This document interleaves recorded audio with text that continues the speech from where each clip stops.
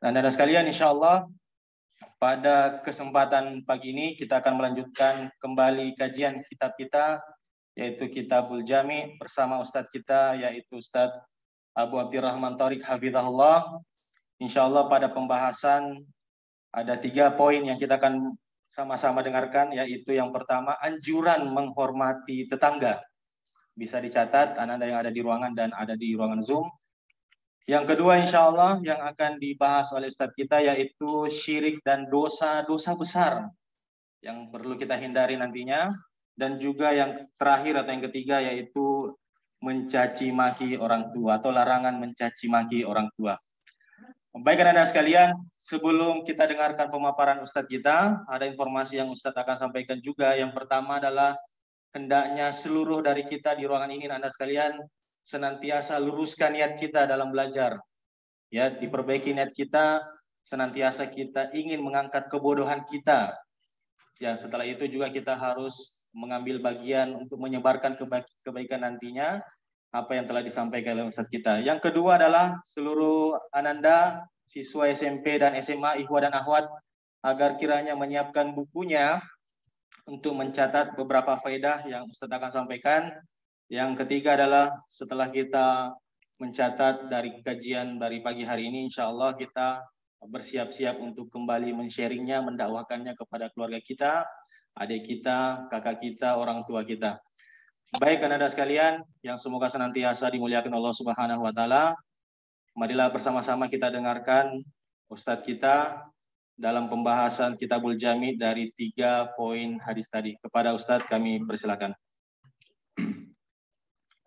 Bismillahirrahmanirrahim. Assalamualaikum warahmatullahi wabarakatuh. Alhamdulillah hamdan katsiran tayyiban mubarakan fih. Asyhadu an la ilaha illallah wahdahu la syarika lah. Iqraran bihi wa tauhida.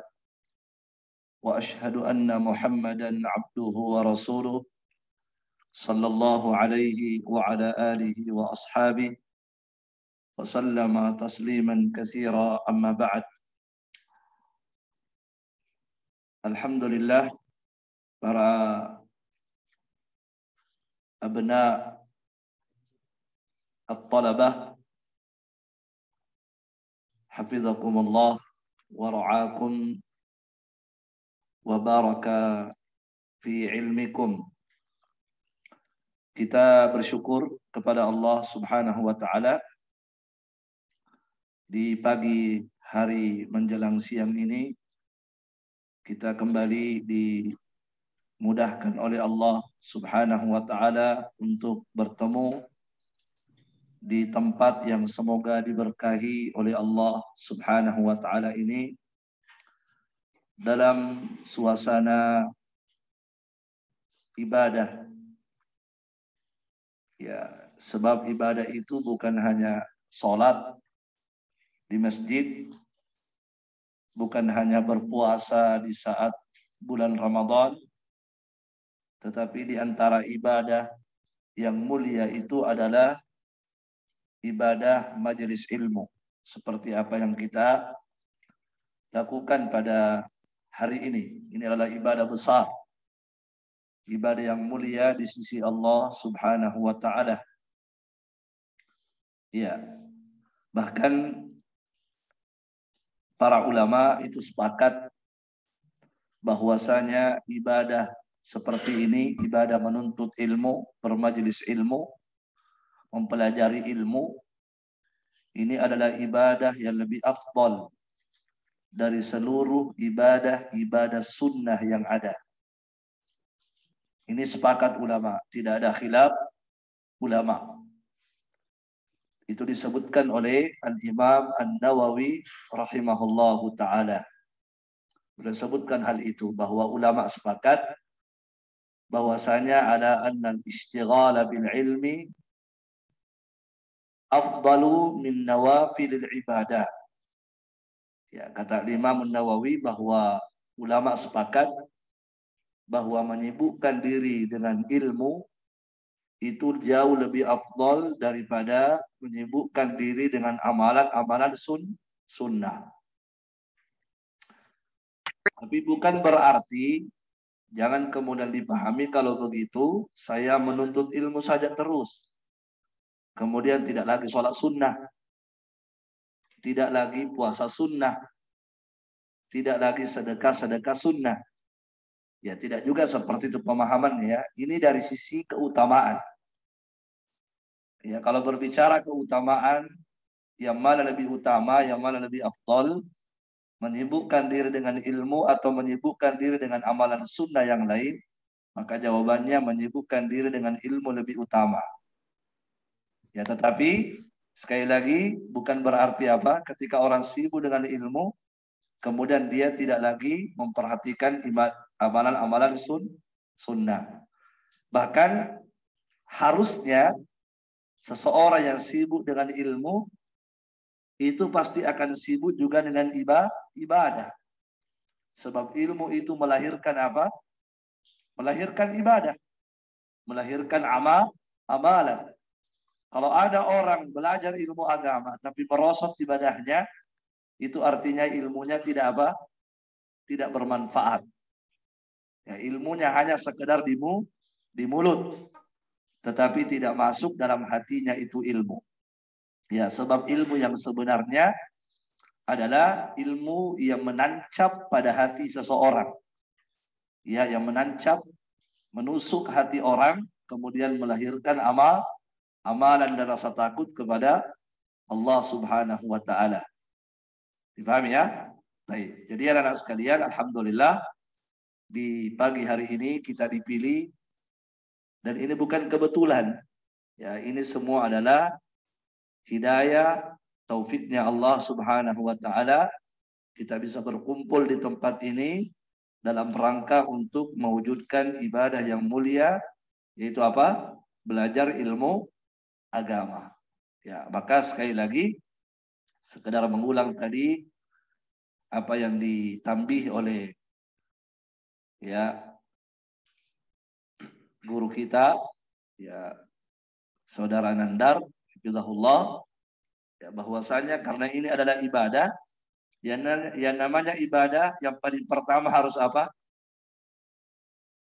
Kalau ibadah itu mau diterima yang paling pertama harus ikhlas. Niatkan karena Allah Subhanahu wa taala. Sebab amalan kalau tidak ikhlas tidak ada gunanya. Wa ma umiru illa liya'budullah mukhlishina lahuddin. Tidaklah mereka diperintah oleh Allah kecuali agar mereka beribadah kepada Allah. Di antara ibadah adalah belajar ilmu agama, tapi tidak titik di situ. Diperintah untuk ibadah, kemudian ibadahnya harus ikhlas karena Allah Subhanahu wa taala. Dan ibadah itu nanti dikatakan ibadah kalau ikhlas. Kalau dia tidak ikhlas, maka dia tidak disebut dengan ibadah dan tidak ada manfaatnya itu ibadah. Baik, anak-anak sekalian, alhamdulillah di pagi menjelang siang hari ini kita kembali akan melanjutkan pembahasan kita ya mempelajari Kitabul Jami' min Bulughil Maram. Karya siapa? Siapa? Al-Hafidh Ibnu Hajar Al-Asqalani rahimahullah. Baik. Kita insyaallah akan masuk pada hadis yang kelima. Hadis yang kelima ini terkait dengan masalah tetangga, ya. Baik berbuat baik kepada tetangga. Kita baca hadisnya. Wa an Anas radhiyallahu anhu. 'Anin Nabi sallallahu alaihi wasallam qala. Ya, ada yang bisa baca? Ayo yang bisa baca, silahkan baca hadisnya. Yang besar suaranya. Ayo. Ayo rekan. Iqra. وعن أنس رضي الله عنه عن النبي صلى الله عليه وسلم قال والذي نفس hatta yuhibba أو لأخيه ما يحب لنفسه متفق عليه. أحسن. عن أنس رضي الله عنه عن النبي صلى الله عليه وسلم قال. Dari Anas, sahabat yang mulia, Anas bin Malik, semoga Allah meridhoi beliau. Dari Nabi sallallahu alaihi wasallam, beliau bersabda, "Walladzi nafsi biyadi." Demi Allah yang jiwaku berada di tangannya. Jadi Nabi bersumpah di sini ya. Walladzi nafsi biyadihi. Demi Allah, kata Nabi, yang mana jiwaku berada di tangan Allah. La yu'minu abdun. Tidaklah beriman seorang hamba. Hatta hingga yuhibba li jarihi. Hingga dia mencintai untuk tetangganya. Atau li akhihi. Atau dia mencintai untuk saudaranya. Ma yuhibbu li nafsihi, apa yang dia cintai untuk dirinya. Muttafaqun alaih. Hadis ini sahih, disepakati sahihnya oleh Bukhari dan Muslim. Jadi kalau ada muttafaqun alaih, apa artinya? Disepakati sahihnya oleh Bukhari dan Muslim. Ya. Anak-anak sekalian, para penuntut ilmu, hafizakumullah.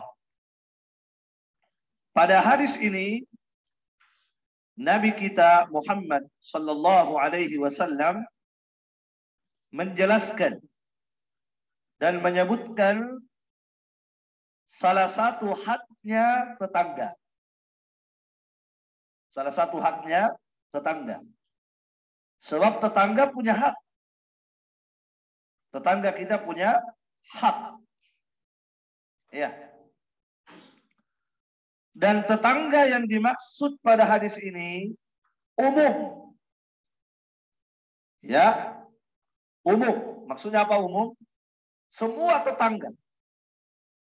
Apakah tetangganya itu Muslim atau tetangganya kafir? Yang penting tetangga ya. Orang Jawa bilang, sepenting. Yang penting dia tetangga. Yang berada di samping rumah kita, dekat rumah kita, itu namanya tetangga. Ya, siapapun dia, apakah dia Muslim atau kafir, apakah dia ada hubungan keluarga dengan kita, atau tidak ada hubungan keluarga dengan kita, semua masuk dalam hadis ini. Mereka punya hak. Mereka semua punya hak. Hanya saja, kalau tetangga kita itu adalah Muslim dan dia adalah keluarga, berarti dia punya berapa hak? Punya berapa hak?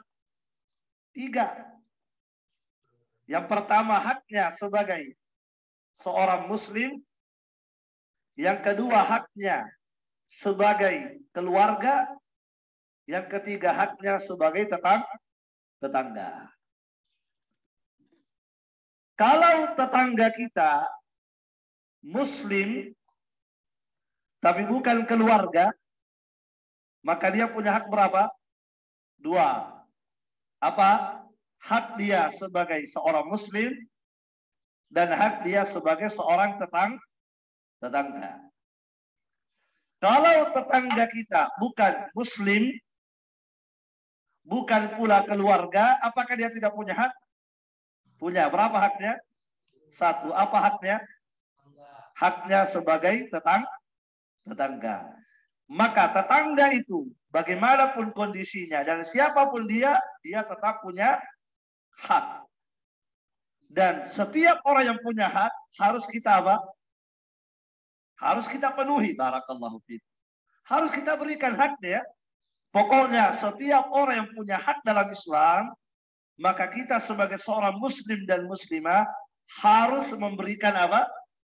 Haknya. Apa kata Nabi dalam hadis? Fa'ati kulladhi haqqin haqqahu. Maka berikanlah setiap yang punya hak haknya. Setiap yang punya hak maka berikan haknya. Tetangga punya hak? Punya. Walaupun dia kafir. Kenapa? Karena dia punya hak tetangga. Maka berikan haknya. Nah, apa haknya tetangga itu? Disebutkan dalam hadis ini. Apa haknya tetangga? Apa kata Nabi dalam hadis? Apa haknya tetangga dalam hadis? Yaitu kita mencintai kebaikan untuk tetangga kita. Sebagaimana kita suka kalau kita mendapatkan kebaikan. Itu haknya. Kalau kita suka tetangga, kalau kita suka diri kita mendapatkan kebaikan, maka kita juga harus suka tetangga kita dapat kebaikan. Itu haknya dia. Kalau kita tidak suka, kita mendapatkan kejelekan, kita mendapatkan kesusahan, kesulitan, maka kita juga harus suka supaya tetangga kita tidak dapat kesulitan. Itu maksudnya. Paham? Jangan sampai kita sebagai seorang muslim suka setiap hari kenyang.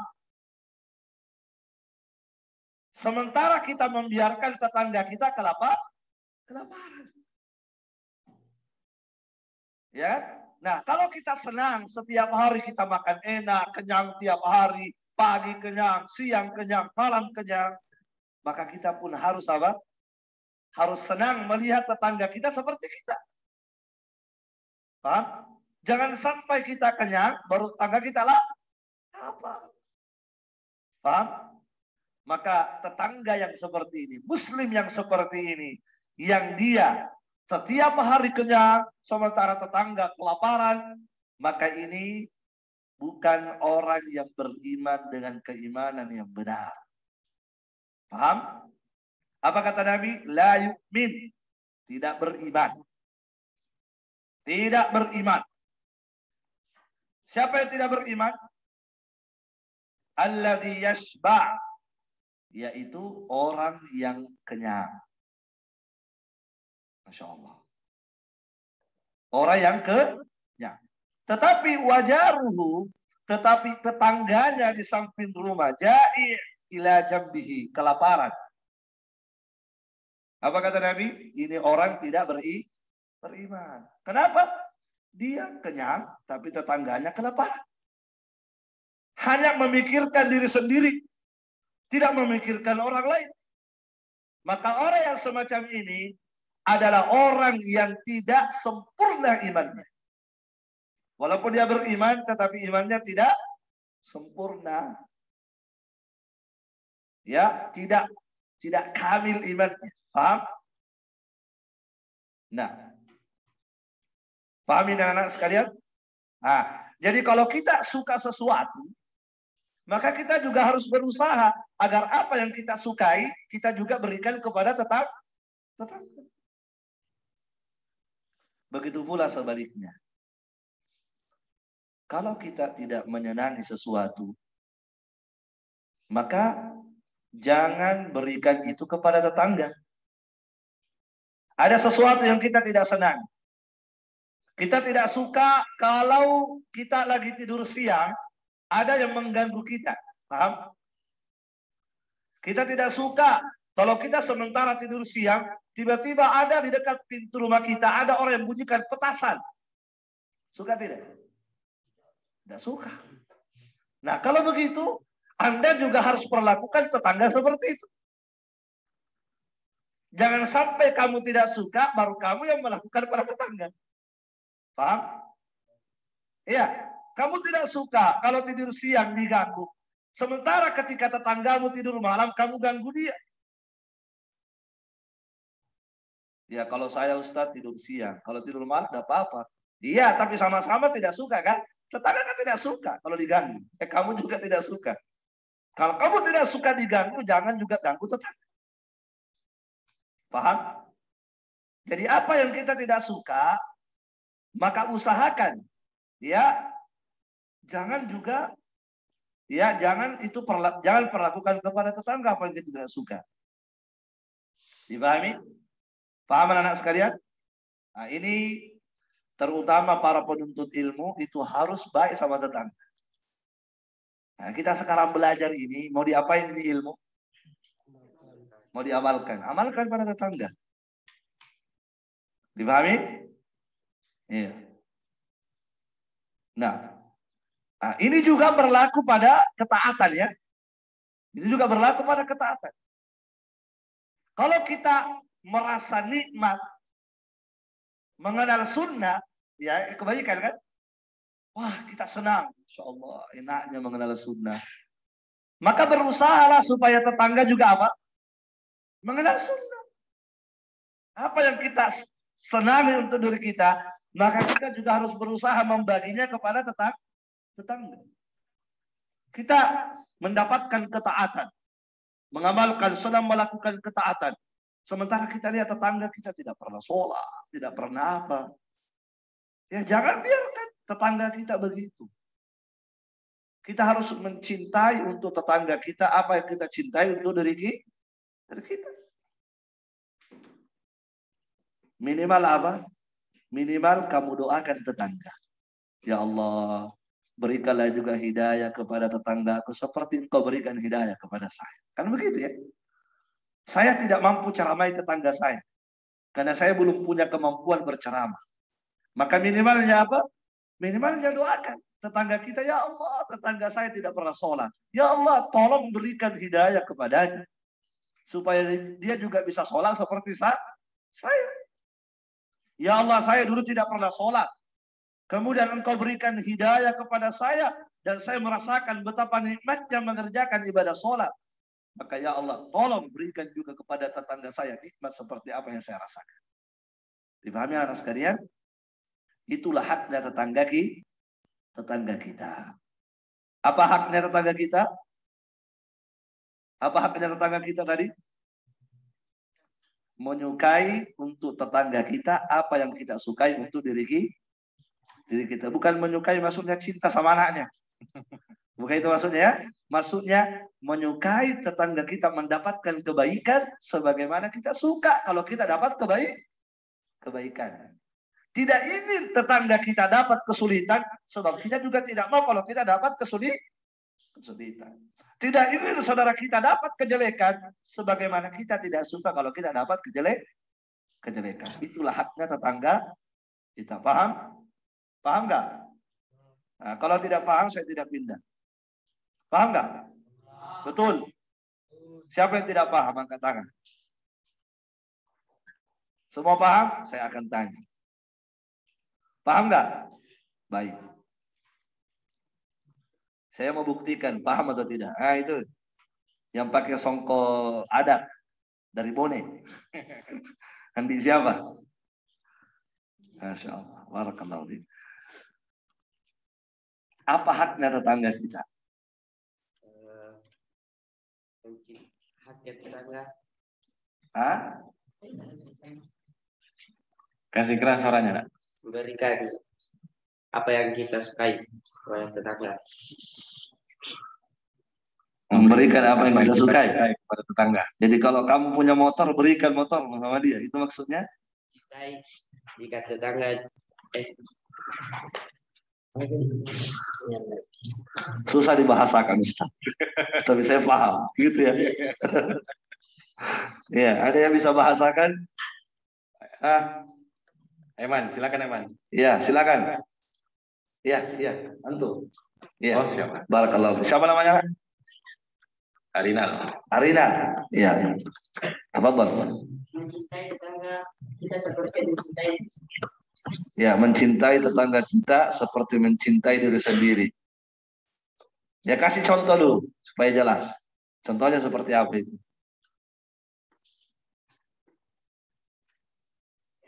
Jika kita punya, ya maka kita juga suka kalau tetangga kita juga punya. Ahsanta, barakallahu fiik. Apa yang kita suka untuk diri kita juga menyukai tetangga kita, dapat apa yang kita suka. Paham? Paham? Nah, barakallahu fiik. Kita pindah pada poin yang kedua, Pak. Ya, yang kedua. Baik. Apa tadi yang kedua?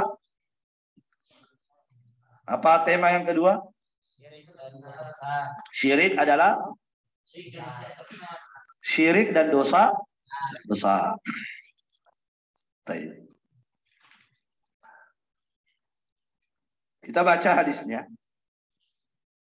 Hadis yang ke-6, an Abdullah bin Mas'ud radhiyallahu anhu qala. Baca. Siapa yang baca? Cepat.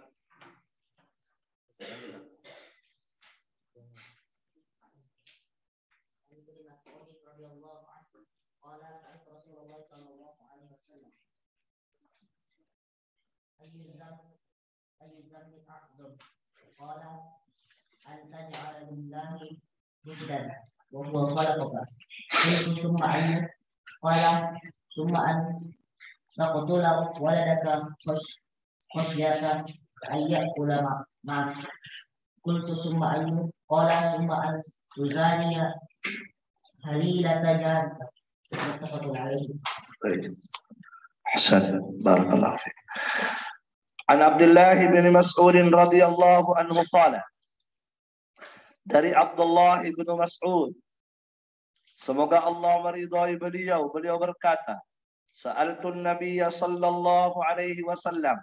Aku pernah bertanya kepada Nabi sallallahu alaihi wasallam, Ayyu dhambi a'dham? Dosa apakah yang paling besar? Qala, maka Nabi menjawab, Anta ja'ala lillahi niddan wa huwa khalaqaka, yaitu engkau menjadikan tandingan Allah sementara Allah yang telah menciptakanmu. Qultu, kemudian aku berkata lagi. Siapa yang berkata? Abdullah ibn Mas'ud. Summa ayyun, kemudian setelah itu dosa apa lagi yang paling besar? Qala, maka Nabi menjawab, Antaktula waladaka khasyata ayyakula ma'aka, yaitu engkau membunuh anakmu sendiri karena khawatir ikut makan bersamamu. Kemudian kemudian aku berkata lagi kepada Nabi, summa ayyun, kemudian dosa apa lagi? Qala, maka Nabi menjawab, antuzaniya halilata jarika, engkau berzina dengan istri tetanggamu. Ya, muttafaqun alaihi. Hadis ini disepakati sahihnya oleh Bukhari dan Muslim. Baik. Anak-anak sekalian, pada hadis ini Rasulullah Shallallahu Alaihi Wasallam menjelaskan kepada kita dosa-dosa besar. Dosa-dosa besar. Dari sini kita memahami bahwa dosa itu ada dua jenis. Yang pertama ada dosa namanya dosa kecil, shaghair. Yang kedua ada dosa namanya dosa besar, kabair.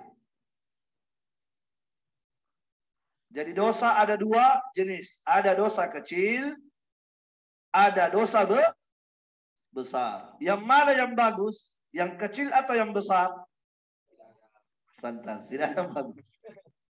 Karena yang namanya dosa itu malapetaka, musibah, bencana itu dosa. Ya.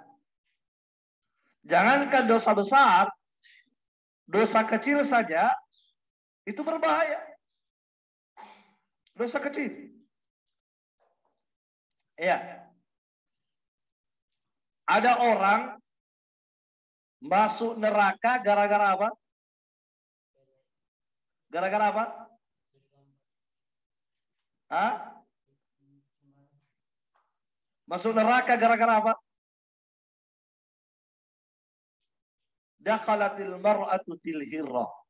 Ada wanita masuk neraka gara-gara seekor kucing. Dia tidak bunuh kucingnya.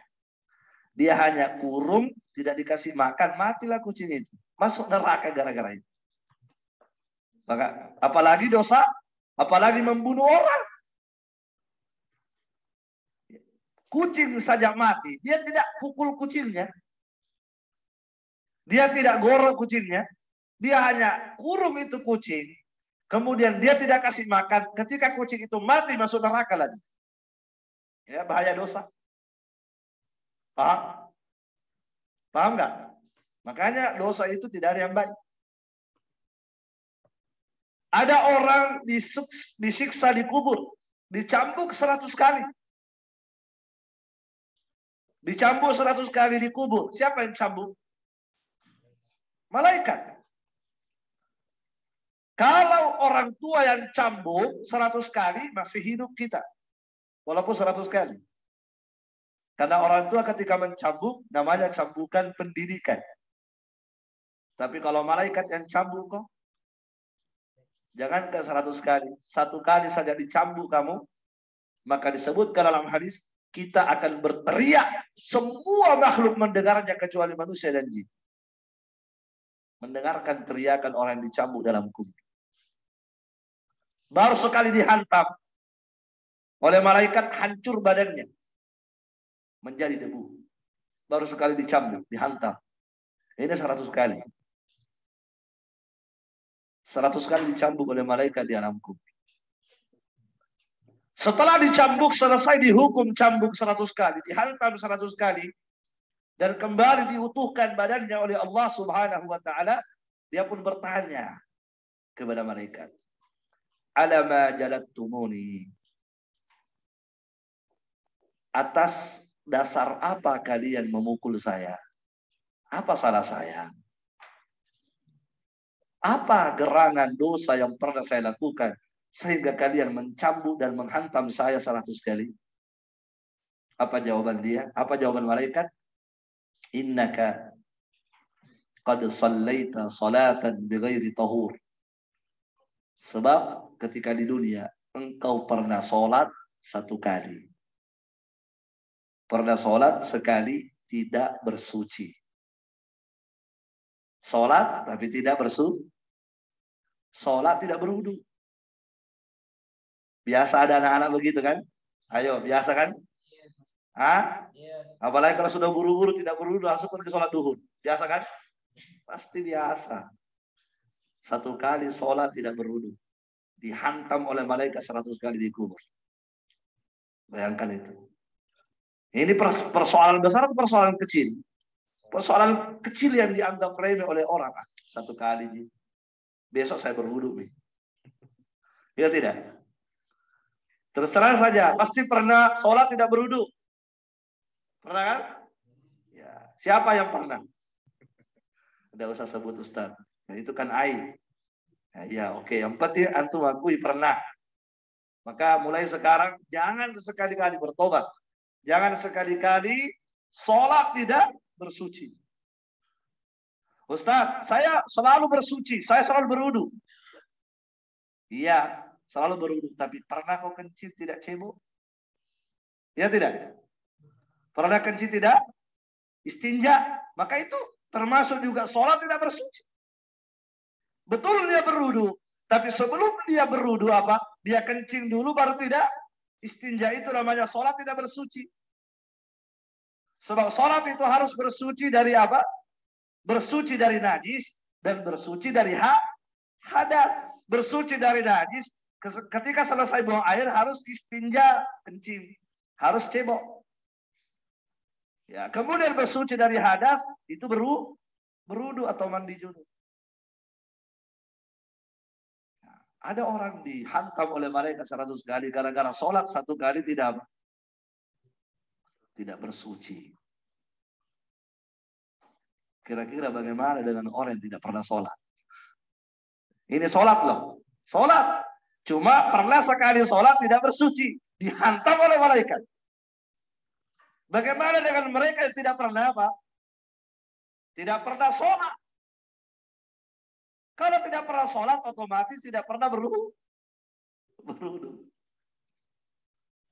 Coba. Makanya anak sekalian, yang namanya dosa itu membawa malapetaka. Tidak ada yang baik. Walaupun dosa kecil. Apalagi kalau dosa besar. Bahaya lagi. Ya. Dari dua dosa ini, kalau dia dosa kecil, itu bisa dibersihkan oleh Allah dengan apa? Hah? Bisa bersih dengan apa? Dengan amal soleh. Ya, bisa bersih dengan amal soleh, dengan bersedekah, bisa bersih dosa kecil kita. Dengan puasa, dengan sholat, dengan berbakti kepada orang tua. Gugur dosa kecil kita. Tapi dosa besar, bisakah gugur dengan sholat? Tidak.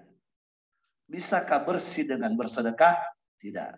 Kalau begitu bagaimana cara membersihkan dosa besar? Satu saja caranya, yaitu bertaubat kepada Allah Subhanahu wa ta'ala. Oleh karena itu, anak-anak sekalian, penting bagi kita mengetahui yang mana dosa besar, yang mana dosa kecil. Bukan untuk melakukan, ya. Penting kita pelajari. Oh, ini dosa besar, ini dosa kecil. Kita pelajari bukan untuk apa? Bukan untuk melakukan itu dosa, tapi untuk menghindari itu dosa. Paham?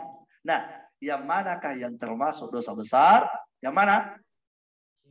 Yang ini dalam hadis. Ini semua adalah dosa besar.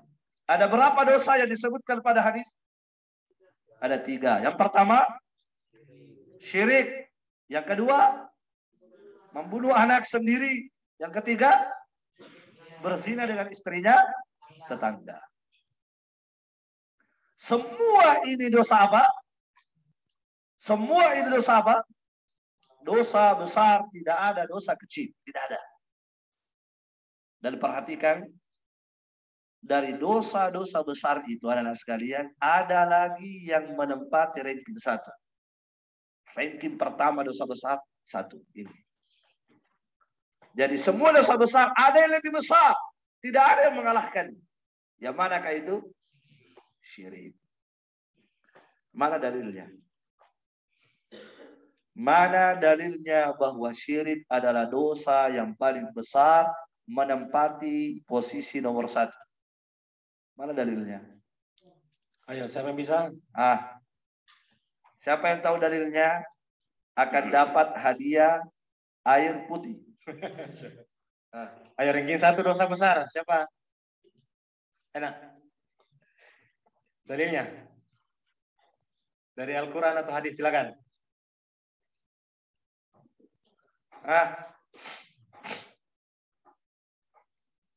Mana dalilnya? Bahwa syirik adalah dosa paling besar. Tidak ada lagi di atasnya. Afdal, ya Afdal. Kalau dia bisa jawab, cerdas. Betul-betul cerdas. Dan mantap orangnya.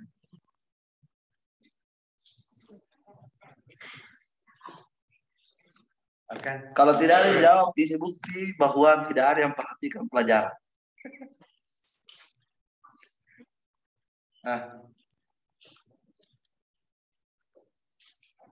Ada yang tahu dalilnya? Ya, yang di ruangan Zoom juga bisa menjawab, nak. Silakan. Quran surah An-Nisa, Ustaz, ayat 48. Ayo, dosa urutan pertama apa dalilnya? Silakan. Rinal, ayo, silakan. Apa itu? Quran surah An-Nisa ayat 48, Ustaz. Inna syirka kadulmun. Apa artinya dulmun azim? Kezaliman yang sangat besar. Tapi tidak begitu jelas di situ, ya. Ya, tidak. Coba sebutkan dia adalah dosa yang paling besar. Yang lebih jelas lagi dalilnya.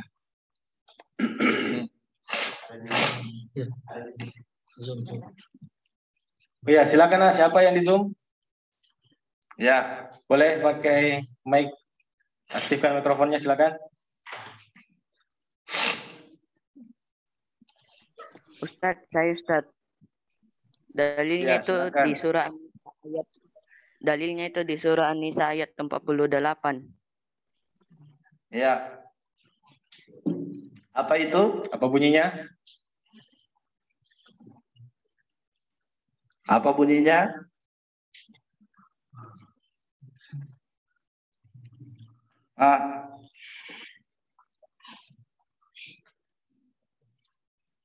Masya Allah.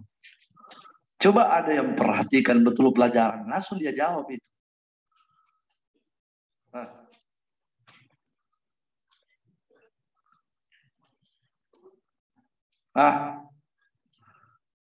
Masya Allah. Kalau dia perhatikan dari tadi pelajaran, dapat jawabannya.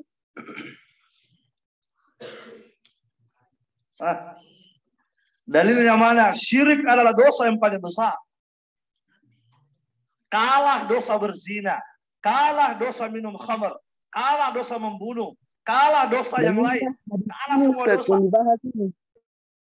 Apa dalilnya? Dalilnya hadis yang dibahas sekarang ini, Ustaz. Ahsanta. Ya. Dalilnya adalah hadis yang kita bahas. Apa tadi pertanyaannya kepada Nabi? Ayu dzambi a'dzam. Dosa apakah yang paling besar? Tidak ada lagi yang paling besar. Betul tidak? Yang ditanyakan adalah dosa apakah yang paling besar? Maka apa jawaban Nabi? Anta ja'ala lillahi nidda wa huwa khalaqaka. Nabi memberi jawaban bahwa dosa yang terbesar yang tidak ada lagi di atasnya adalah engkau menjadikan tandingan bagi Allah. Sementara Allah yang telah menciptakan kamu. Itu maksudnya adalah engkau menjadikan sekutu bagi Allah. Kamu mempersekutukan Allah, berbuat kesyirikan. Itulah dosa yang paling besar. Jadi nanti kalau ada bertanya, yang mana buktinya? Nah, itu hanya karangan-karangan kamu saja. Mana buktinya? Bawakan. Dalilnya adalah hadis ini. Paham? Nah, jelas? Maka perhatikan anak sekalian. Hati-hatilah dari dosa kesyirikan. Kenapa harus hati-hati? Karena tidak ada lagi dosa yang terbesar kecuali ini. Tidak ada lagi dosa di atasnya syirik. Tidak ada lagi. Ya. Dan perhatikan hadisnya, perhatikan bagaimana besarnya dosa syirik. Ya, Nabi menyebutkan bahwa syirik lebih besar dosanya daripada apa? Seorang bapak atau ibu membunuh anaknya sendiri. Bayangkan ya, membunuh orang dosa apa? Dosa besar. Apalagi kalau yang dibunuh siapa? Anak sendiri. Tentu lebih besar lagi. Apalagi disertai keyakinan jelek. Apa keyakinan jeleknya tadi? Dia bunuh karena meyakini seakan-akan dia yang memberi rezeki kepada anaknya, bukan Allah Subhanahu wa ta'ala. Itu cacat pada akidah. Lihat bagaimana balak di sini. Ada 3 balaknya. Yang pertama, dia membunuh. Kemudian yang dia bunuh anaknya sendiri. Kemudian disertai keyakinan apa? Khawatir tidak bisa memberi makan kepada anaknya. Emangnya kamu yang memberi rezeki kepada anakmu? Bukan kan? Siapa yang memberi rezeki kepada anak? Allah. Orang tua hanya sebab. Allah yang memberikan rezeki kepada anak yang dititipkan kepada orang tua. Sekalipun orang tua tidak pergi keluar mencari rezeki, anak tetap dapat rezeki dari Allah. Paham? Pasti dapat. Paham nggak? Iya. Anak-anak sekalian. Kalau ada berita, kalau ada kasus yang terjadi, ada seorang bapak menggorok leher anaknya. Dipotong leher anaknya. Atau dihantam-hantam kepala anaknya sampai mati. Kira-kira apa sikapnya orang kepada bapak itu? Nah, saya tanya, pasti viral atau tidak? Viral. Dan semua orang sepakat apa? Mencaci maki itu. Bapak apa ini? Bapak kurang aja. Pasti orang begitu kan? Ini bapak lebih kejam daripada binatang. Bapak yang tidak berperi kemanusiaan dan tidak berperi keadilan. Pasti orang membuli semua kan? Ya tidak? Dan pasti bapak itu akan ditangkap dan dipenjara. Berapa lama dipenjara? Oh pasti lama dipenjara. 500 tahun. Ya tidak? Betul tidak? Tapi pernahkah ada orang yang ketika ada orang meletakkan sesajen? Hah? Pernahkah ada orang yang meletakkan sesajen ditangkap? Hah? Siapa yang ditangkap? Yang menendang itu sesajen. Yang ditangkap, coba. Yang meletakkan pisang Ambon 2 sisir lengkap dengan telur 2 butir ditambah dengan beras 1 mangkok, apalagi dikasih uang koin 500, kemudian disimpan di kapara, apa kapara? Baki-baki, kemudian dilepaskan di pantai Losari, atau dilepaskan di waduk, atau disimpan di pohon besar. Pernah nggak ada yang membuli orang itu? Pernah nggak diangkat kasusnya? Pernah nggak ditangkap orangnya di penjara? Nah,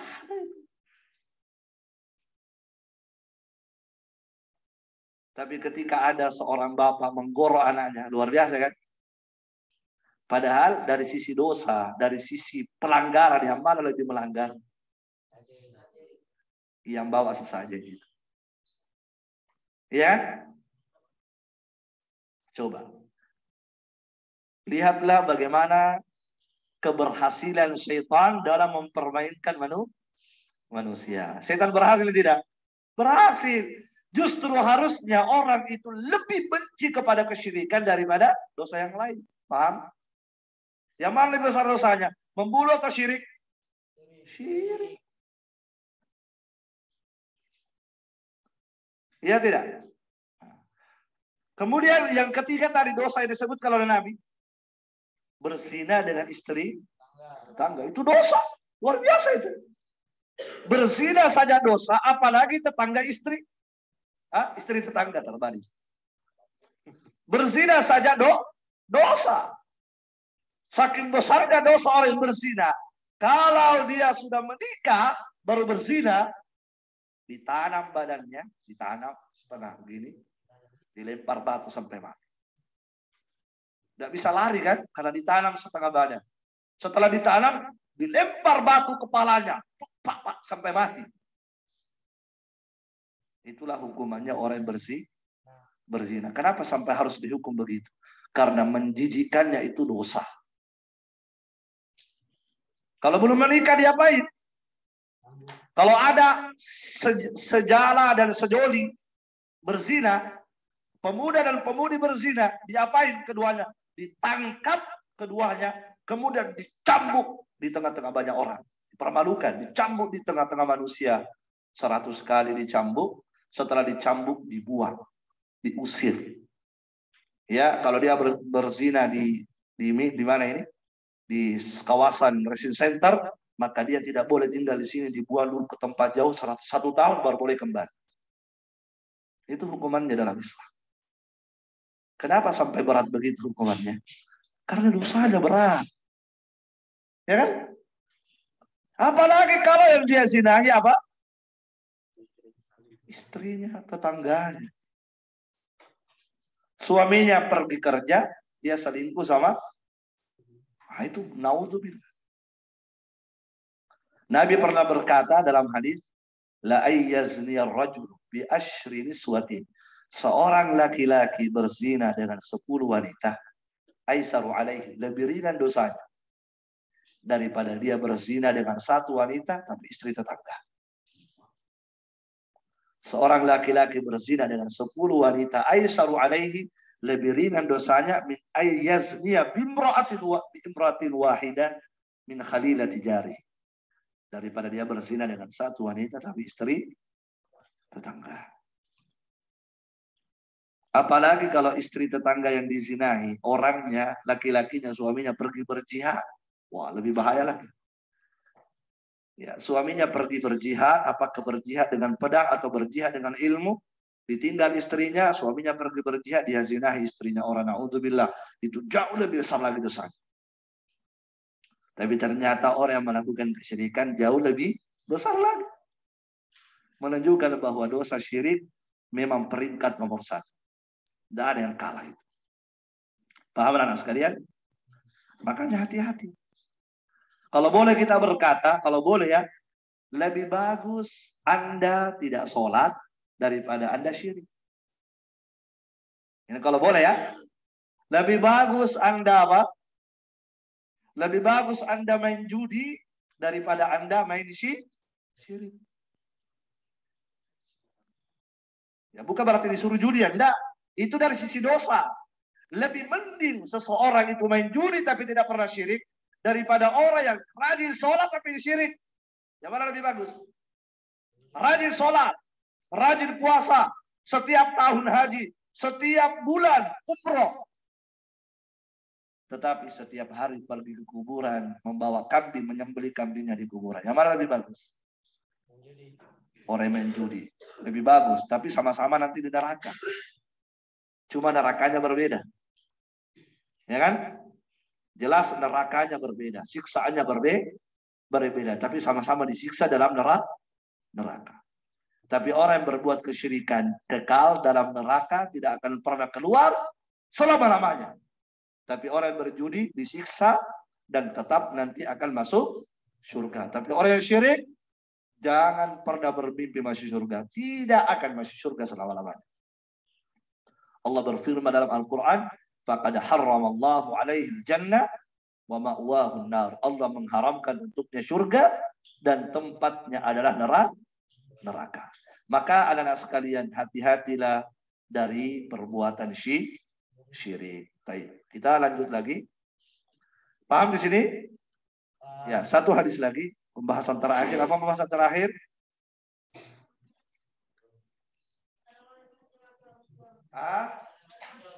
Larangan mencaci maki orang tua. Ada nggak anak yang tega mencaci maki orang tuanya? Ada nggak? Ada. Pernah dapat? Pernah. Jangan-jangan kamu? Bukan sih? Mudah-mudahan. Alhamdulillah. Baik, perhatikan. Dalam hadis ini ada anak mencaci maki orang tuanya tapi tidak langsung. Tidak langsung. Tapi dia dihukumi, dianggap dia mencaci maki orang tuanya. Bukan dia yang mencaci maki orang tuanya, orang lain. Tetapi dia menjadi sebab.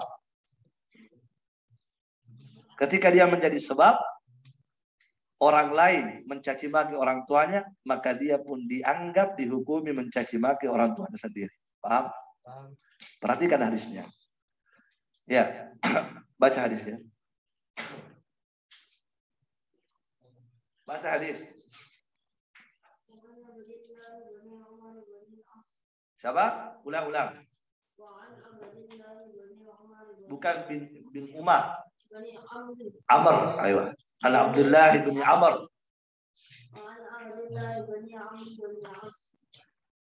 Anna Rasulullah sallallahu alaihi wasallam qala la qada'a li shamsi walidayhi ila qala wa sabbu walidayhi qala na'am asubbu aba rajul wa yasubbu aba wa yasubbu ummu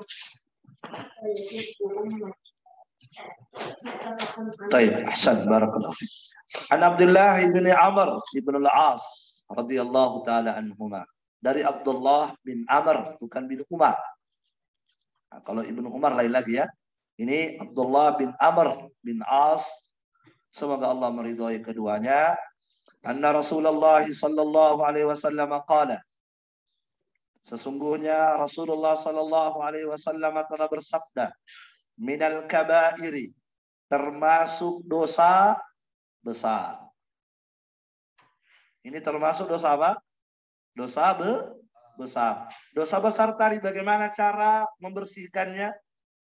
Dengan bertobat. Tidak bisa digugurkan dengan amal soleh. Perhatikan ini, termasuk dosa besar adalah seseorang syatmur rajuli walidayhi.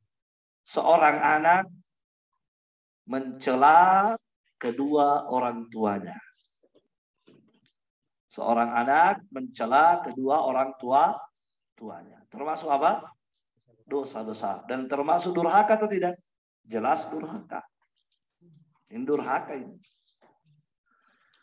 Kila, maka dikatakan kepada Nabi. Nabi ditanya, wahal yasubbur rajulu walidayhi. Sahabat bertanya kepada Nabi, ya Rasulullah, apakah mungkin ada seorang anak yang tega mencela kedua orang tuanya? Siapa yang berkata seperti itu? Hah? Siapa yang berkata kepada Nabi tadi? Apakah mungkin ya Rasulullah ada seorang anak yang tega mencela kedua orang tuanya? Siapa yang berkata seperti itu kepada Nabi? Sahabat. Kenapa? Kenapa sahabat bertanya seperti itu? Karena bagi mereka ini sudah kelewatan. Tidak mungkin ya Rasulullah. Tidak mungkinlah ada. Masa ada? Siapa yang bilang begitu tadi? Sahabat. Karena di masa sahabat tidak pernah ada yang melakukan itu. Tapi kalau di masa kita sekarang, wah, luar biasa. Seandainya sahabat hidup di masa kita, tentu sahabat tidak akan bertanya begini. Kenapa? Karena memang sahabat melihat di mana-mana terjadi. Di masa sahabat tidak ada terjadi. Makanya sahabat bertanya, ya Rasulullah, apakah ada seorang anak yang mencela kedua orang tuanya? Apakah ada? Tidak tergambar di benaknya sahabat, tidak. Baik, maka Nabi mengatakan, iya ada. Yasubbu abar rajul, yaitu seorang anak mencaci maki bapaknya orang lain. Jadi bukan bapaknya yang dicela, dicaci maki, tapi bapaknya orang dikata-katain. Kamu bapakmu begini. Akhirnya apa? Ketika dia mengatain bapaknya orang, fayasubbu abahu, maka anaknya itu orang balik mencela bapak dia. Paham? Wa yasubbu ummahu, dia mencaci maki ibunya orang, maka akhirnya apa? Anaknya itu ibu balik mencaci maki ibu dia. Maka anak-anak sekalian, seorang anak yang mencaci maki bapaknya orang lain sehingga anaknya membalas, maka itu sama dengan apa? Anak itu mencaci maki bapaknya sendiri. Paham? Ada anak misalnya A dengan B berkelahi. A dengan B berkelahi. Akhirnya A bilang apa? Bapakmu kamu begini. Maka B membalas, kamu bapakmu begini. Maka si A tadi sama hukumnya kalau dia mencela bapaknya sendiri. Bukan dia mencela, tapi dia mencela. Tapi dia menjadi sebab. Paham? Maka siapa yang menjadi sebab, maka hukumnya sama dengan pelaku langsung. Paham? Ada kaidah mengatakan al-mutasabbib lahu hukmul mubashir. Orang yang menjadi sebab, maka dia mendapatkan hukum yang sama dengan pelaku langsung. Memang dia bukan pelakunya, tetapi dia menjadi sebab. Maka karena dia menjadi sebab, maka hukumnya sama dengan orang yang melakukan langsung. Paham? Makanya kalau berkelahi, dan jangan berkelahi. Tapi kalau seandainya ada berkelahi, jangan mencela bapaknya orang. Jangan mencela ibunya orang. Terus siapa yang dicela Ustaz? Cela diri sendiri. Cela diri sendiri, kan begitu. Kenapa juga saya ini berkelahi? Bodohnya saya ini. Jangan bilang bodohnya bapakmu.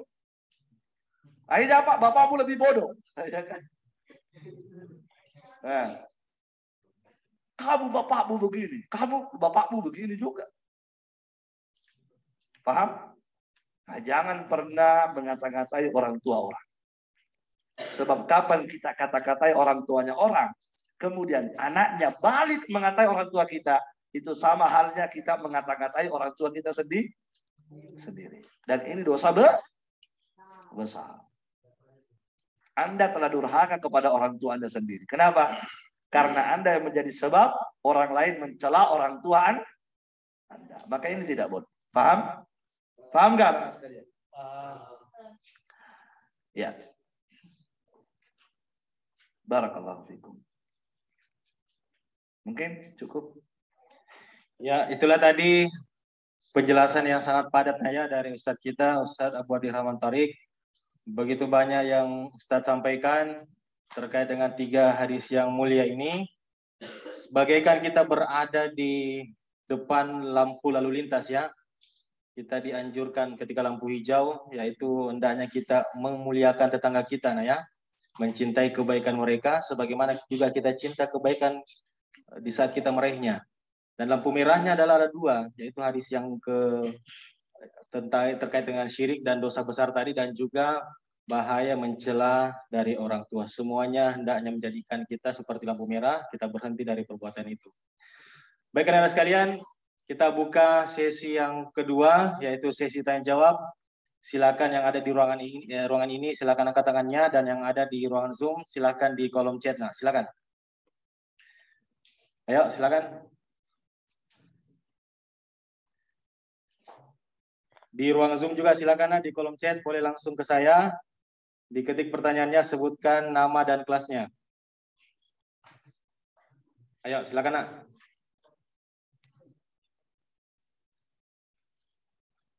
Ya, mungkin dari saya dulu, Ustaz. Izin, Ustaz. Ini kan anak kita lagi boarding school, ya, Ustaz, dari pesantren.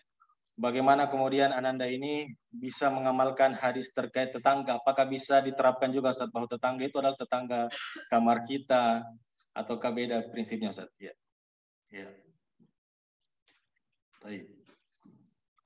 Ya, jadi secara istilah, kalau yang dimaksud tetangga dalam istilah itu yang serumah, ya, bukan yang satu kamar dengan kita. Ya, ya itulah yang dimaksud tetangga yang wajib bagi kita untuk berbuat baik kepada dia. Ya, bukan berarti ya yang berdampingan atau berdampingan dengan kamar kita, kemudian kita tidak perhatikan ya. Nah, tetap juga kita, karena dia punya hak sebagai seorang muslim. Jadi masing-masing punya hak. Ya, satu samping kamar kita dia ada hak juga. Apa haknya dia? Haknya sebagai seorang muslim. Apa haknya sebagai seorang muslim? Apa haknya dia? Ya. Apa haknya saudara kita sesama muslim? Hah? Ya juga sama. Ya, apa yang kita senangi untuk diri kita, kita juga berikan untuk saudara kita satu kamar. Kalau kita suka, kita kenyang, maka jangan kita biarkan teman kita yang ada di samping kamar kita kelaparan. Kenapa kelaparan? Karena dia tidak ada kiriman. Kenapa tidak ada kiriman? Karena orang tuanya tidak punya duit. Maka masa kita tega makan wafer tenggo? Ya, kita makan wafer tenggo berapa apa? Berapa bungkus? Baru bungkusnya dibuang ke samping depan kamarnya tetangga yang setiap malam memegang perut karena kelaparan. Iya kan enggak? Itu bukan orang yang beriman itu kata Nabi. Paham? Ya. Kalau Anda tidak suka kamar Anda dikotori, maka jangan kotori kamar teman Anda di sebelah. Dan begitu ya? Iya. Ya, jadi dia punya hak juga, tapi haknya sebagai seorang muslim. Dan haknya sebagai seorang muslim adalah sama, kita mencintai untuk saudara kita apa yang kita cintai untuk diri kita. Kalau kita suka kebaikan untuk diri kita, kita juga suka kebaikan untuk saudara kita yang ada di samping kamar kita. Begitu ya? Anak sekalian. Cuma dia tidak masuk dalam cakupan tetangga yang disebutkan dalam hadis-hadis yang ada. Barakallahu fiik. Baik, jazakallahu Ustaz. Pertanyaan berikut ada yang dari ruangan ini, silakan Nak. Oke, ada pertanyaan Ustaz dari ruangan Zoom ini dari Muhammad Dafa Lukman kelas 7A, yaitu bagaimana cara menghadapi tetangga non muslim yang memelihara anjing yang mana kalau buang kotoran selalu kotorannya berada di depan rumah dan sangat meresahkan warga, Ustaz. Ya. Baik. Jadi seorang muslim itu memang diciptakan oleh Allah Subhanahu wa taala di dunia ini untuk diuji.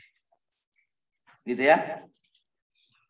Ya, dan ujian itu kadang datang dari apa? Datang dari sesama manusia. Paham?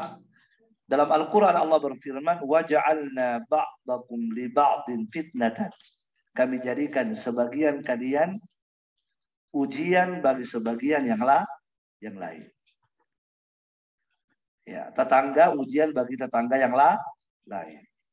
Teman ujian bagi teman yang lain. Istri ujian bagi suami. Suami ujian bagi istri. Orang tua ujian bagi anak. Anak ujian bagi orang tua. Itulah ujian di dunia ini. Dan itu pasti akan menimpa seorang muslim.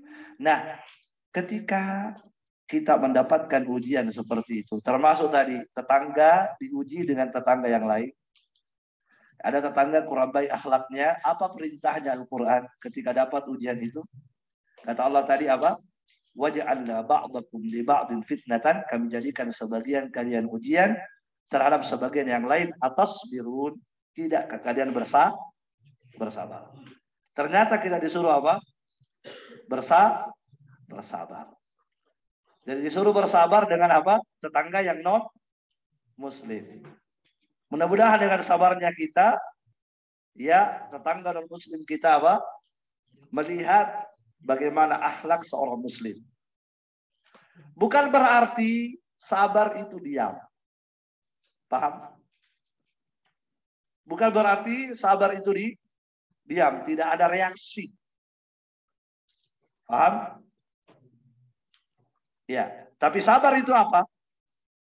Apa itu sabar? Menahan mulut untuk tidak mengucapkan kata-kata yang tidak itu sabar. Ya, tetapi bukan berarti tidak boleh kita bicara. Silakan, sabar saja, tapi boleh tetap apa? Boleh mengambil tindakan. Contohnya apa? Ya mungkin bisa diberitahu.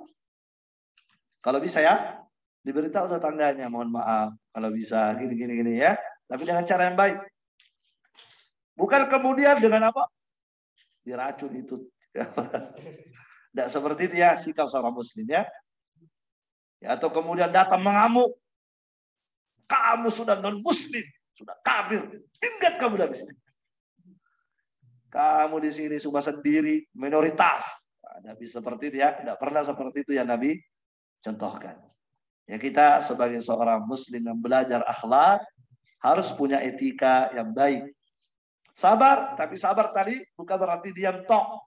Sabar saja, biarkan aja. Nah, tetap boleh apa? Boleh kita memberikan saran-saran ya. Ya, kepada tetangga kita mohon maaf kalau bisa ya kita ya anjinta itu diawasi, Pak. Ya, kami tidak melarang Anda pelihara anjing, silahkan. Ya, karena itu hak Anda. Ya, adapun kami sebagai seorang muslim ya tidak melarang hal sebagai seorang muslim tidak boleh pelihara anjing kan? Ya, tapi dia bukan muslim. Ya, kita tidak mungkin melarang dia. Ya, maka diberitahu saja kita ini bertetangga, kalau bisa ya jangan jangan mengganggu dengan anjinta, diawasi anjinta dan seterusnya. Silakan berikan nasihat-nasihat kepada tetangga kita. Ustaz, sudah saya nasihat, sudah saya beritahu, sudah di ini. Ya sudah, sabar. Sabar. Ya. Sabar dengan. Kalau Anda tidak bisa sabar ya pindah dari situ. Ya, mungkin kalau hanya mengontrak misalnya pindah kontrakan saja. Ya. Nah, saya pribadi pernah mengalami itu ya. Ya, pernah mengalami itu.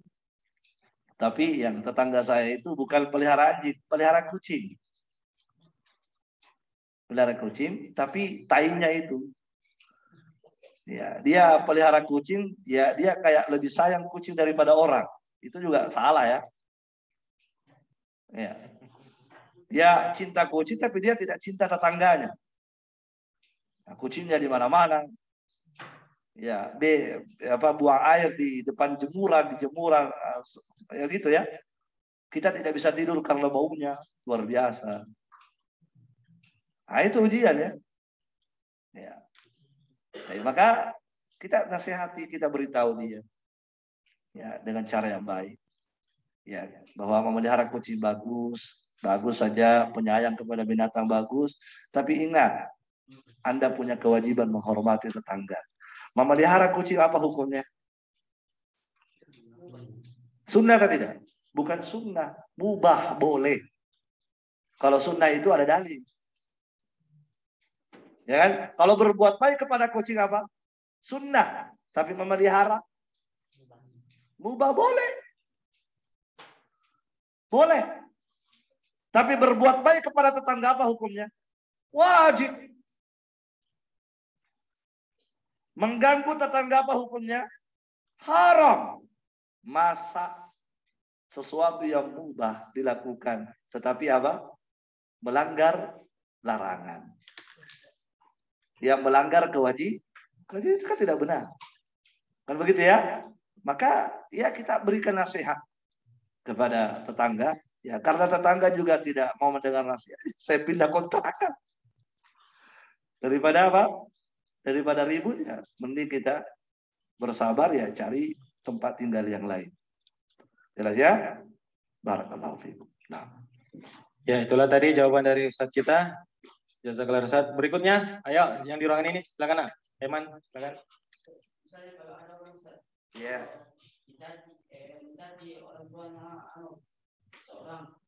Ya. Mana si A tadi bapaknya si B, baru si B balas kerjanya, nanti kembali bapaknya si A. Ya. Apakah si B dapat dosa? Si B? Apakah si B? Ulang. Ya, diperjelas ya, Mas. Silakan. Diwakili ya. Silangsung ambil. Nah, silakan.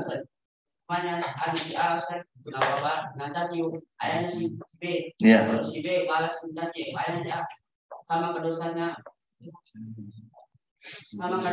si B menjadi ayah menjadi sama dosanya si B sama dosanya si A. Ya. Tentunya yang mencaci langsung itu yang lebih besar dosanya. Ya. Yang mencaci langsung, orang tua orang yang mencaci langsung, ya, maka itu yang apa? Ya, si A tadi mencaci maki orang tuanya kan? Ya, mencaci maki. Nah, kemudian si B balas. Yang mana lebih besar dosanya? Begitu pertanyaannya. Si A atau si B? Si A. Iya. Paham? Karena dia mencaci maki orang tuanya orang. Dia sudah dosa kan? Sudah dosa atau tidak? Sudah dosa. Ketika si B balik mencaci maki orang tua dia, dapat dosa lagi si A kan tidak? Dapat dosa lagi, berarti dua kali dosa dia dapat. Kenapa? Pertama dia caci maki orang tuanya orang, kemudian yang kedua dia caci maki orang tuanya sendiri. Kenapa? Karena dia menjadi sebab. Paham? Paham nggak? Jadi yang pertama itu yang lebih banyak dosanya. Paham? Makanya anak-anak sekalian, yang paling besar dosanya membunuh siapa? Siapa yang paling banyak dosanya membunuh dalam kasus pembunuhan? Anaknya Nabi Adam. Kenapa? Karena dia yang pertama kali memberikan contoh membunuh. Karena dia yang memberi pertama contoh, maka semua orang yang mencontohi dia membunuh orang, maka otomatis anaknya Adam itu dapat bagian dari dosa. Paham? Karena dia beri contoh. Sama tadi orang yang mencaci maki orang tuanya orang. Dia memberi contoh kepada si B. Seandainya si A tidak mencaci maki, maka si B tidak akan mencaci maki juga kan begitu. Maka siapa beri contoh sehingga orang mengikuti apa yang dia lakukan, maka itu lebih besar dosanya. Paham? Ya. Kalau ada orang memberi contoh kepada temannya, contoh jelek. Seperti apa contohnya? Dikasih contoh jelek sama temannya. Contohnya temannya tadinya tidak pernah main game. Oh dia kasih sini. Tadinya temannya tidak tahu main game dan tidak ngerti itu apa itu game. Tiba-tiba dia datang memberi contoh, ini kalau kamu mau ini tindis, ini buka koin ini. Akhirnya temannya apa? Ketagihan main game, terbengkalai pelajarannya. Siapa yang beri contoh? Yang mana lebih besar anunya? Kesalahannya yang main game atau yang memberi contoh? Memberi contoh. Karena gara-gara dia, akhirnya temannya terbengkalai pelajarannya. Paham? Iya, silakan. Ya, satu pertanyaan terakhir, Nak. Silakan. Ayo. Di ruangan ini silakan. Ya, silakan. Bagaimana caranya menemukan rasa ikhlas dalam Masya Allah. Pertanyaan terakhir dan pertanyaan yang paling bagus. Seandainya ada uangku, di sini tidak ada uangku. Bagus pertanyaan, Masya Allah. Apa cara pertanyaannya, anak? Bagaimana cara menumbuhkan keikhlasan dalam belajar ilmu agama? Luar biasa. Ini penting. So, sekali lagi, amalan kalau tidak ikhlas, tidak ada apanya? Tidak ada gunanya. Tidak ada gunanya itu amalan. Tidak ada pengaruhnya. Tidak ada manfaatnya. Nah, sekarang pertanyaannya, bagaimana caranya supaya ikhlas? Yang pertama, pelajarilah dulu apa keutamaan belajar ilmu agama. Pelajari dulu apa? Apa keutamaan yang kita dapat kalau kita belajar ilmu agama. Otomatis kalau dia tahu, dia pasti akan berusaha untuk ikhlas. Sebab kapan dia tidak ikhlas, dia tidak akan dapat keutamaan kan? Iya tidak? Iya. Iya. Gambarannya begini, Nas. Ya. Atau sudah usah saya gambarkan. Sudah jelas ya? Sudah jelas tidak? Bagaimana supaya bisa ikhlas? Apa tadi? Pertama, pelajari keutamaan ikhlas. Keutamaan belajar ilmu agama. Bahwa kalau saya belajar ilmu agama, ini yang saya dapat dari Allah. Di dunia dan di akhirat. Kalau sudah ada itu, otomatis apa? Akan bangkit semangat. Ya kan? Dan otomatis dia akan berusaha untuk ikhlas. Kenapa? Karena kapan dia tidak ikhlas, keutamaan itu dia tidak dapat. Bisa dipaham? Bisa? Nah, itu yang menjadi penyemangat untuk ikhlas. Kalau dia tahu, kalau saya ikhlas belajar ilmu agama, ini saya dapat. A, B, C, D, E, itu yang saya dapat. Kalau saya ikhlas. Tapi kalau saya tidak ikhlas, saya tidak dapat itu semua. Sayang. Paham? Ya, itu yang membantu kita ikhlas. Itu yang kedua. Yang pertama. Yang kedua, pelajari lawannya. Apa lawannya? Kalau tidak ikhlas dalam belajar ilmu agama, apa yang saya dapat? Pelajari itu. Kalau saya tidak ikhlas belajar ilmu agama di Al-Bayyinah, apa yang saya dapat? Kalau tidak ada masih bagus. Tapi ternyata kalau orang tidak ikhlas, masuk neraka. Bertahun-tahun belajar di Al-Bayyinah, 10 tahun belajar di Al-Bayyinah, sampai tumbuh jenggotnya di Al-Bayyinah, saking lamanya belajar, tapi ternyata mulai dari kecil sampai tumbuh jenggot tidak pernah ikhlas, apa yang dia dapat? Dosa, neraka dia dapat. Neraka itu didapat kalau tidak ikhlas. Dalilnya mana? Kalau tidak ikhlas dapat neraka. Bukan hanya belajar ilmu agama. Semua amalan kalau tidak ikhlas neraka tempatnya. Dalilnya adalah hadis Nabi. Sering kita dengarkan hadis Nabi bahwasanya inna awwala man tusa'aru finnari yaumal qiyamati thalatha. Sesungguhnya yang paling pertama dilempar ke dalam neraka adalah 3 golongan manusia. Salah satu di antara mereka adalah orang yang menghabiskan umurnya menuntut ilmu dan belajar Al-Quran. Tapi ternyata masuk neraka. Kenapa masuk neraka? Karena ternyata selama ini dia belajar ilmu agama hanya ingin dikatakan sebagai seorang alim. Mau dibilang ulama. Itu tujuannya. Oh, jadi ternyata dia belajar di Al-Bayyinah hanya ingin mendapatkan gelar apa? Ustaz. Saya mau jadi ustaz. Supaya bisa apa? Supaya bisa dihormati. Kalau tidak dipanggil ustaz, tidak mau balik. Ahmad, tidak balik dia. Ustaz Ahmad, apa? Berarti dia belajar mau dibilang apa? Hanya mau dibilang ustaz. Ada Ahmad namanya?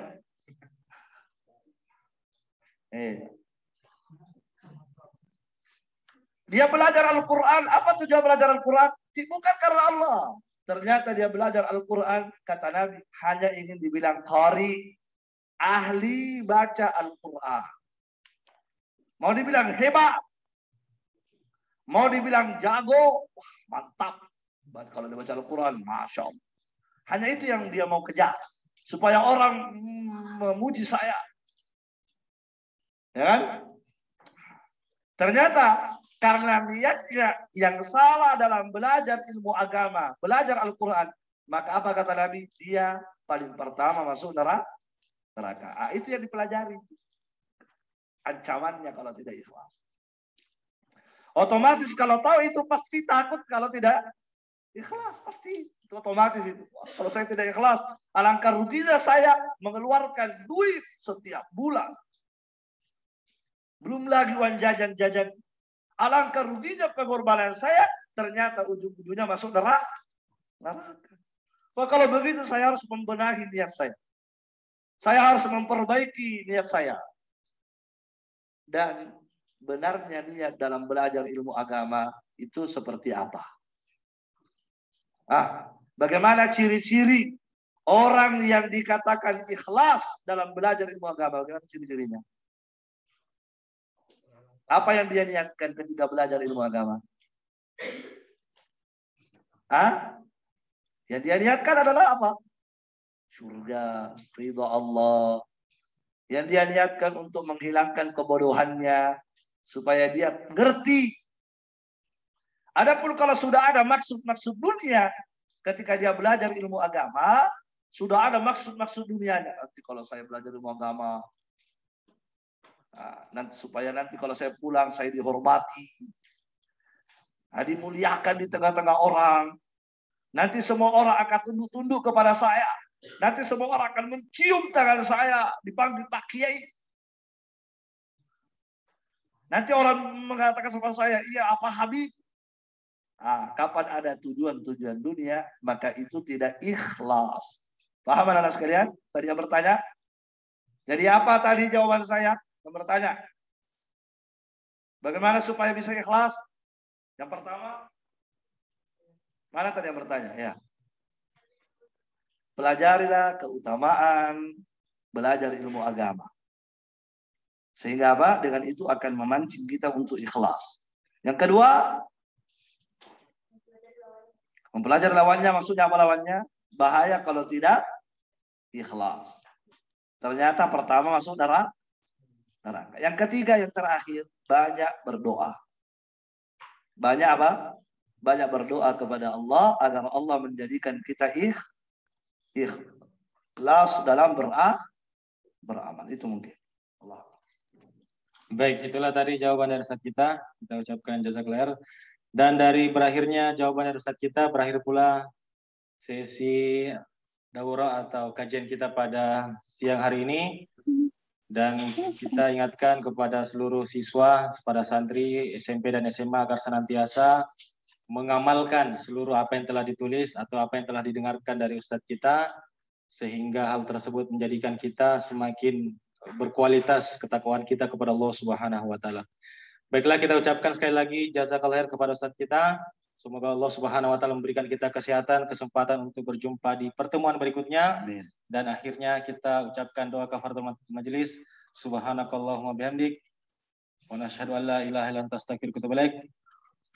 Wassalamualaikum warahmatullahi wabarakatuh. Waalaikumsalam warahmatullahi wabarakatuh. Waalaikumsalam.